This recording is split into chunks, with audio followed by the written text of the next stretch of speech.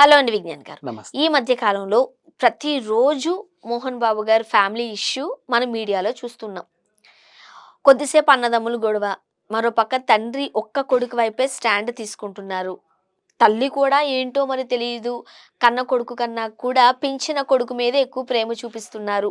ఇలా రకరకాల వార్తలు. అది కాస్త ఆ యూనివర్సిటీ విషయం దగ్గరకు కూడా వెళ్ళింది. అక్కడ కూడా ఏదో రచ్చ చేయబోతున్నారు మనోజ్ గారు. ఇప్పట్లో ఈ గొడవలు తేలేలాగా కనిపించట్లేదు. ఒక క్లారిటీ వచ్చేలా కూడా కనిపించట్లేదు. ఏంటసలు? సింపుల్‌గా చెప్పాలంటే యూనివర్సిటీకి నిజంగా 'మోహన్ బాబు' గారి యూనివర్సిటీ ఒక తులసీవనం అయితే, మనోజ్‌ని సపోర్ట్ చేసే వాళ్ళందరూ అందులో గంజాయి మొక్కలని చెప్పుకోవాలి. మీకు నిజంగా కుదిరితే తంబేయండి. యూనివర్సిటీలో గంజాయి మొక్కలను తంబేసి ఇలా మొహాలన్నీ ఎయ్యండి. మనోజు మొన్న ఆయన వెనకాల వచ్చారా గ్యాంగ్ అంతా. ఆ యూనివర్సిటీలో అదే. ఆయనకు సపోర్ట్ చేసిన నలుగురు ఎవడో వచ్చాడు వెనకాల. వీళ్ళందరూ గంజాయి మొక్కల మొహాల్లో వీళ్ళని వేసి పడేయండి. నిజం చెప్తున్నా. అదొక తులసి వనం అయితే వీళ్ళందరూ గంజాయి మొక్కలు. మనం ఎప్పుడో వింటాం తులసి వనంలో గంజాయి మొక్కల్లాగా తయారయ్యారేంట్రా అని. కాదు, తండ్రి స్థాపించిన యూనివర్సిటీ ఎవడికేం అన్యాయం చేశాడు? మళ్ళీ ఆడియో దగ్గరికి వెళ్దాం. మోహన్ బాబు తిడతాడు, కొడతాడు అని ఇప్పటి వరకు ఎంతమంది అన్నారు కానీ మోహన్ బాబు మోసగాడని ఎవడన్నా అన్నాడా స్వర్ణ ఇప్పటిదాకా? నిజమే. ఆయన చెప్పిన మాట కాదు. బాగా గుర్తు తెచ్చుకోండి. ఇన్నేళ్ళ ఇండస్ట్రీలో అమ్మో మోహన్ బాబు వద్దురా బాబు కొడతాడు, బాలయ్య బాబు అయినా సరే అమ్మో బాగా అగ్రెసివ్ రా బాలకృష్ణ కొడతాడు తిడతాడు అని అన్నారే కానీ బాలకృష్ణ మోసగాడని ఎవరన్నా అన్నారా? మనమైతే వినలేదు మరి. ఎక్కడ ఎవరు వినలా. అండ్ వాళ్ళ ప్రొడక్షన్‌లో ఎవరైనా ఉంటే తూచా తప్పకుండా ఎవ్రీ సింగిల్ రూపీ కూడా ఆ డే ఎండింగ్‌లోనే ఇచ్చేస్తారనైతే విన్నాం మనం. అది సంగతి. నువ్వు ఇచ్చేది రూపాయి తక్కువే కావచ్చు. తెలియదు, కానీ ఎక్కువ ఇచ్చేదైతే ఇస్తాడు. అంటే వాళ్ళకి కొన్ని ప్రిన్సిపల్స్ ఉంటాయి. దాటి పరిధి దాటి వాళ్ళు వెళ్ళరు. అవును. ఇంతే. అందులోనే నేను బయట ₹1,00,000 తీసుకుంటానండి. మంచిది తీసుకోండి. బట్ మా బడ్జెట్ మేము ఇంతలోనే. అక్కడ కూడా చాలా స్ట్రిక్ట్‌గా ఉంటారంట వాళ్ళు. సో, ఆ కంపారిజన్‌లో చూస్తే ఒక రూపాయి తక్కువ ఇచ్చినా కూడా అంటే మోహన్ బాబు గారి ప్రొడక్షన్ నుంచి మాకు డబ్బులు రాలేదు అనే వాళ్ళని కంప్లైంట్స్ వినలేదు. అండ్ ఇంకొకటి, అది యూనివర్సిటీ పెట్టి ఇన్నేళ్ళయింది. ఇప్పటి వరకు ఒక్క తల్లి కానీ ఒక్క తండ్రి కానీ బయటకు వచ్చి అన్యాయాలు అక్రమాలను మాట్లాడింది లేదు. ఇప్పుడు ఎందుకు వచ్చింది బయటికి?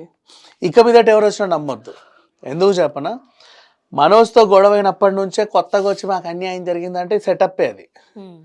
మరి ఇన్నేళ్ళు ఎందుకు లేవమ్మా? ఒకటి ప్రాక్టికల్గా చెప్తున్నా విను. ఇంటర్నేషనల్ స్కూల్స్లో ఫీజులు కొంచెం ఎక్కువే ఉంటాయి. ఎందుకంటే ఇప్పుడున్న పోటీ ప్రపంచంలో ర్యాంకులు మా పిల్లలకే రావాలి అంటే అత్యాధునికమైన టెక్నాలజీ ఉండాలి. బోధకులు కూడా హైలీ ఎక్స్పీరియన్స్డ్ బోధకులు అయి ఉండాలి. ఇప్పుడు ఒక హోటల్ పెట్టావు, హైలీ ఎక్స్పీరియన్స్డ్ షెఫ్ని పెడితే వాడు అడగడు నిన్ను లక్షలు. ఇది కూడా అంతే. లెక్చరర్స్, నాకు టాప్ ఎండ్ లెక్చరర్స్ కావాలి మొత్తం ఎక్కడున్నా అంటే డబ్బులు కూడా అలాగే అవుతాయి. టాప్ ఎండ్ టీచర్స్ కావాలంటే డబ్బులు కూడా వాళ్ళకి అంతే అవుతాయి. కాబట్టి వాళ్ళ చేత బోధించి పిల్లల్ని తీర్చిదిద్దుతూ ఉంటారు. నువ్వు ఫీజు కట్టేటప్పుడు అయ్యో అన్నా కూడా నీ కొడుక్కి ఫస్ట్ ర్యాంక్ వచ్చింది, ఫస్ట్ క్లాస్లో పాస్ అయ్యాడంటే అమ్మయ్య అనవు అంతేగా. మరి అవునా? ఎన్ని లక్షల ఫీజులు పోసి ఎక్కడెక్కడెక్కడ చదివిపించినా సరే సన్నాసుల్లా తయారవుతున్నారు పిల్లలు. బూడిదలో పోసిన పన్నీరు. అదే మోహన్ బాబు యూనివర్సిటీలో ఇంత పదో పరకో ఫీజు ఇస్తే నా కొడుకులా వస్తున్నాడు రిటర్న్. ఆయన కొడుకులేంటో మనకి పాపం అలా తయారయ్యారు కానీ నా కొడుకులా వస్తున్నాడు. వాడు తీర్చిదిద్ది పంపిస్తున్నారు. నెక్స్ట్, ఇప్పుడు చాలామంది ఇప్పుడు ఇందాక మార్నింగ్ చూశాను కొన్నిట్లో, మధ్యాహ్నం ఫుడ్ తినాలంట, దానికి కూడా డబ్బులు కట్టాలంట, నువ్వు తినకపోయినా డబ్బులు ఇవ్వాలంట, అదంట ఇదంట అని ఎవరు రాస్తున్నారు.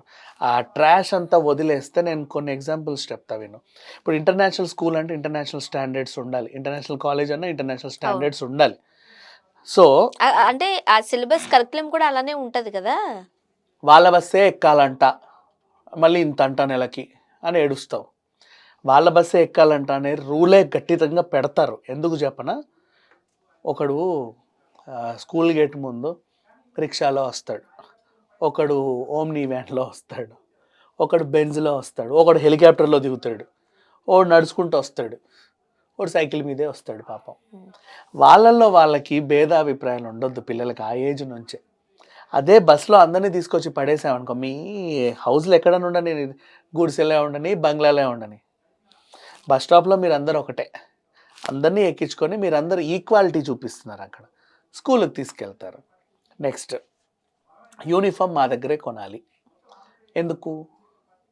ఎందుకంటే for example maroon knicker white shirt అని నీకు చెప్పాను అనుకో, 30 మంది నిలబడితే 30 రకాల మెరూన్లు ఉంటాయి అక్కడ. ఏది ఏ మెరూనో అర్థం కాదు. Dark maroon, light maroon, red, వింత వింత రంగులు ఉంటాయి. వైట్లు కూడా వింత రకాలు ఉంటాయి. మళ్ళీ ఫ్యాబ్రిక్స్, ఒకటి జీన్స్ క్లాత్తో కుట్టించుకుంటాడు, ఒకడేమో పాలిస్టర్తో కుట్టించుకుంటాడు, ఒకడు మంచి కాటన్ షార్ట్ లాగా కుట్టించుకొని ఇక్కడ తాడు కట్టుకొని వస్తాడు. ఆ చండాలం అంతా ఉండొద్దని మా దగ్గర తాను ఒకటి తెస్తారు వీళ్ళే. అందరికీ ఒకటే కలరు, ఒకటే ఫ్యాబ్రిక్. ఇక్కడ ఇంకొకటి కూడా ఉంటుంది. ఒకవేళ మీరు మా దగ్గర స్టిచ్ చేయించుకోకపోయినా వీళ్ళు ఒక 2-3 షాప్స్ కి వీళ్ళ యూనిఫామ్స్ అక్కడ మనకు అవైలబుల్ ఉంటాయి. మనం వెళ్ళి అక్కడ కొనుక్కోవచ్చు. ఇంకా వేరే దగ్గర కొనుక్కుంటే మనకి మీరు అన్నట్టు షేడ్స్ ఇబ్బంది అయిపోతుంది కాబట్టి మాత్రమే. బట్ నిజంగానే యూనిఫామ్స్ కూడా వేరే వేరే అంటే ఒక 2-3 షాప్స్ కి వాళ్ళు ఇస్తారు. మనం అక్కడికి వెళ్ళి తీసుకోవచ్చు. ఫెసిలిటీస్ ఉంటాయి. ఖచ్చితంగా కొనాలంటే దాన్ని నెగిటివ్గా చూడొద్దు. Now coming up to food మేమే పెడతాము, ఇక్కడే ప్రొవైడ్ చేస్తాం లంచ్. మీరు బాక్సులు గీక్సులు పట్టరాకండి, దానికి నెలకి ఇంత ఛార్జ్ చేస్తాం, మీరు తినండి. లేదండి మా అబ్బాయి బయట తింటాడంటే బయట తినురా, బట్ ఇక్కడ ఫీజు అయితే కట్టు, మేము ఇది పెట్టాము అంతే.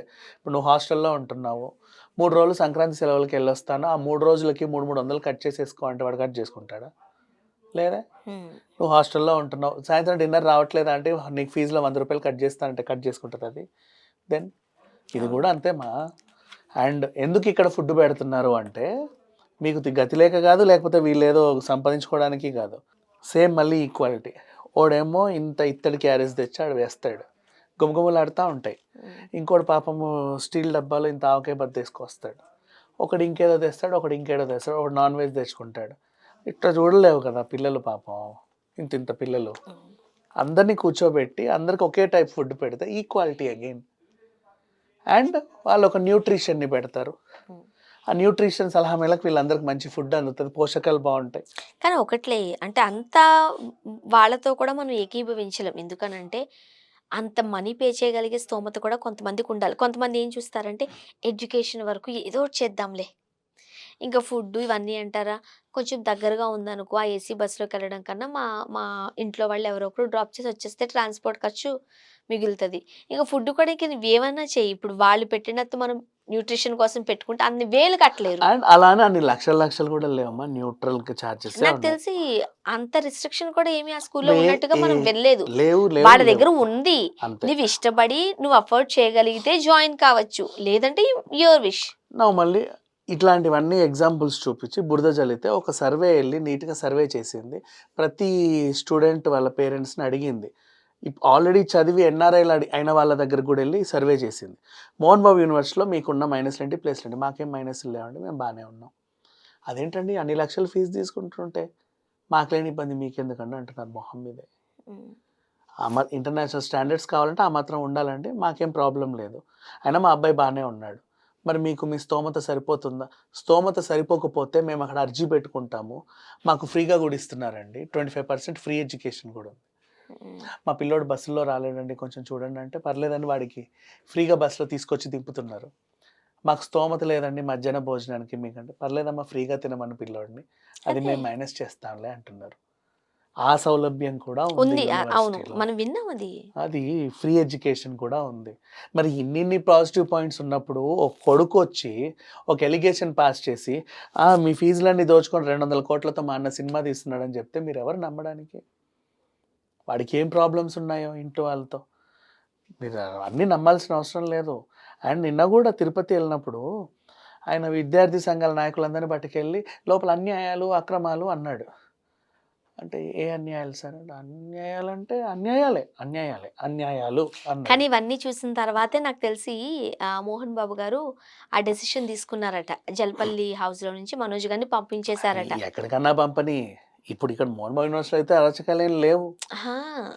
అలా చేయొద్దు కదా కొడుకు. అన్ని చేయకూడదు. ఇబ్బందికరమైన ఇప్పుడు దానికి పరిస్థితులే. ప్రాబ్లం అదే వచ్చింది. ఇప్పుడు ఆ విద్యార్థి సంఘాల నాయకులు కూడా ఆయన వెంట లేరు.